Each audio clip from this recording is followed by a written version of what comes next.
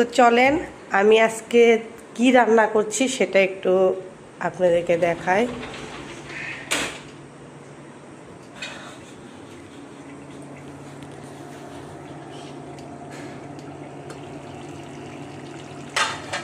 দেখছেন কি রান্না করছি বলেন তো?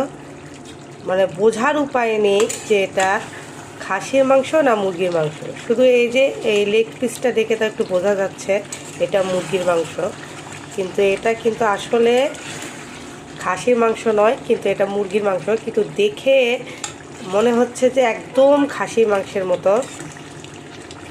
তো অনেক দিন পরে রান্না করা হচ্ছে, মুখের রুচি একটু একটু ফিরছে। তো আর মুখের রুচি ফেরা নিয়ে কথা নয়, আমি খাই আর না খাই আমার বাচ্চা কাচ্চা তো খাবে, বাচ্চার বাবা তো খাবে, তাই না? তো যাই হোক, মাংস রান্নাটা কালার কেমন হয়েছে অবশ্যই জানিও।